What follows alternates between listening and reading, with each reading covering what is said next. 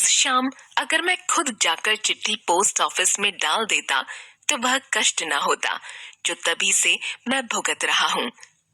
उस शाम मुझे एक चिट्ठी भेजनी जरूरी थी। मैं बाहर निकला। पोस्ट ऑफिस बंद होने का समय हो रहा था।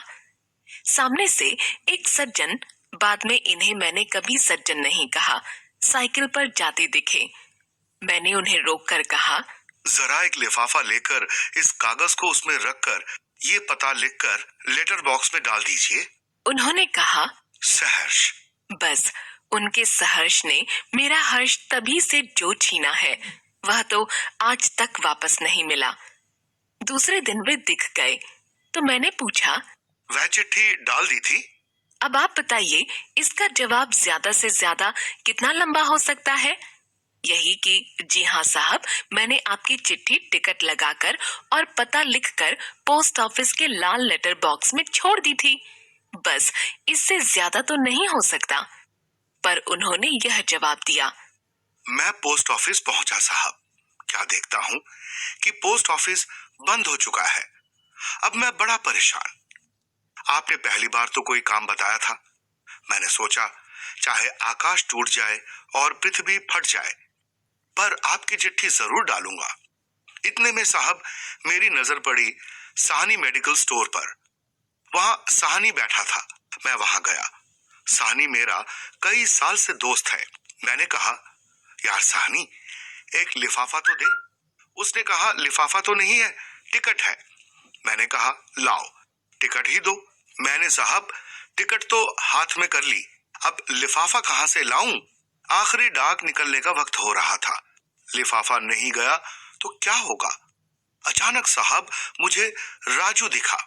वही राजू जो किताबों का एजेंट है। उसके हाथ में बस्ता था।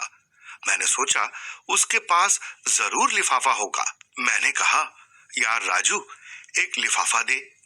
उसने कहा, लिफाफा तो है पर उस पर फर्म का नाम छपा है। मैंने कहा, कोई बात नहीं, मैं उसे काट दूंगा। मैंने लिफाफा ले लिया। जेब में हाथ लगाया तो कलम नहीं था। भाग्य से राजू के पास पेन था। उसने साहब फौरन पेन निकाल कर दे दिया। राजू में इतनी बात अच्छी है, उसके पास कोई चीज हो तो फौरन दे देता है। मैंने झट उसका बस्ता लिया, उस पर लिफाफा रखा, उसकी फर्म का नाम काटा और पता लिखा, और साहब मैं भागा पोस्ट ऑफिस की तरफ। अब संयोग से देखिए साहब कि जब मैं पहुंचा तब डाकिया चिट्ठियां निकालकर लेटर बॉक्स बंद कर रहा था।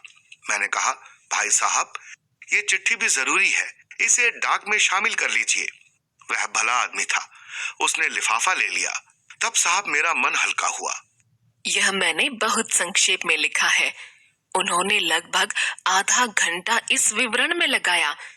मैंने कसम खाई कि कभी इनसे कोई काम नहीं कराऊंगा, मगर जितना पाप कर चुका था उसका फल तो भुगतना ही था। मेरा काम करके उन्होंने मेरे ऊपर हमेशा के लिए अधिकार जमा लिया था। रास्ते में उनका घर पड़ता था। मैं निकलता और उन्हें दिख जाता तो वे बहुत खुश होकर मुझसे पूछते, कहाँ जा रहे हैं? मैं नहीं समझ पाता कि आमतौर पर लोग क्यों पूछते हैं कि आप कहाँ जा रहे हैं। वे क्या पुलिस के आदमी हैं या खुफिया विभाग के हैं जो जानना चाहते हैं कि तुम कहाँ जा रहे हो?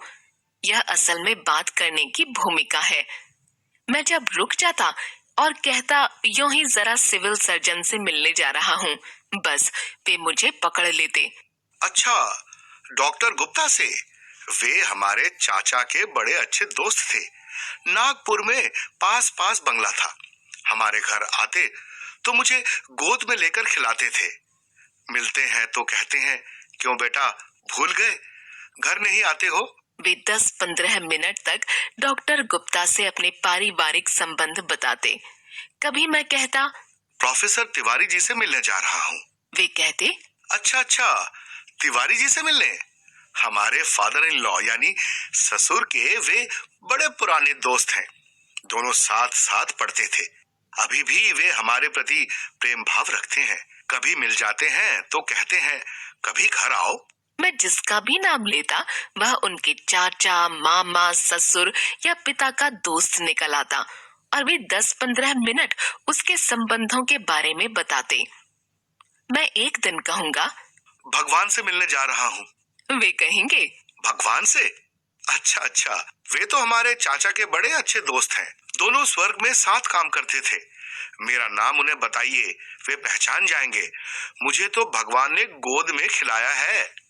अब अपनी यह हालत है कि उस रास्ते को छोड़कर करीब आधा मील का चक्कर लगा कर जाता हूँ। एक दिन वे बाजार में मिल गए। कहने लगे, आजकल आप दिखाई नहीं देते।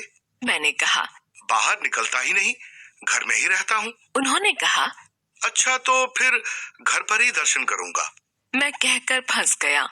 अगर वे घर पर दर्शन करने आ पहुंचे तो घंटों बैठेंगे। सोच विचार के बाद यह तय किया कि मैं फिर उनके घर के सामने से निकलना शुरू कर दूं। वहीं दर्शन दे दूं ताकि वे घर पर दर्शन करने न आ पहुंचे।